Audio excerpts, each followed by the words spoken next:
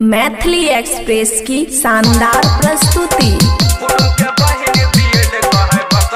Mix by DJ राजा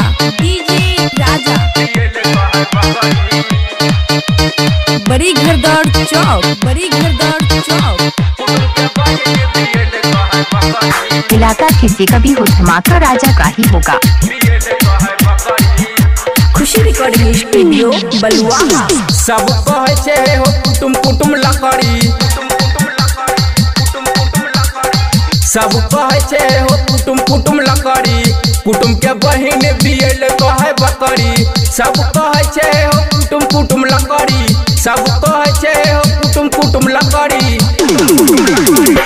कुटुम के बहिन बियल कहे बकरी।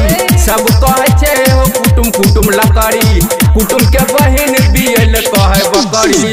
सब कहे छे हो कुटुम कुटुम लकड़ी, सब कहे छे हो कुटुम कुटुम लकड़ी, कुटुम के बहिन बियल कहे बकरी। सब कहे छे हो कुटुम कुटुम लकड़ी, कुटुम के बहिन बियल कहे बकरी। मिक्स बाय डीजे राजा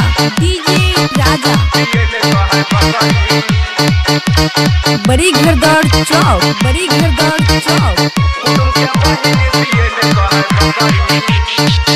कुटुम दुआर जब गेलै तनको आदर नहीं भेलै, गाँव समाज पूछे लगलै ई अनर्थ कैसे भेलै। कुटुम दुआर जब गेलै तनको आदर नहीं भेलै, गाँव समाज पूछे लगलै ई अनर्थ कैसे भेलै।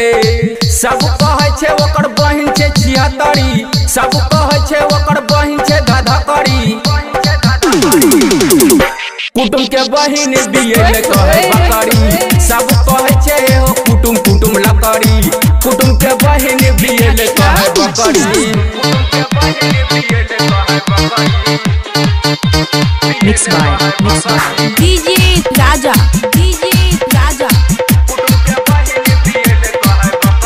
बड़ी घरदौड़ चौक सर्वसाली लगे रहे उ मजाक से कह देलकै, गाँव समाज नहीं हो बुझलै हुनकर बहुते हिंटाई केलकै।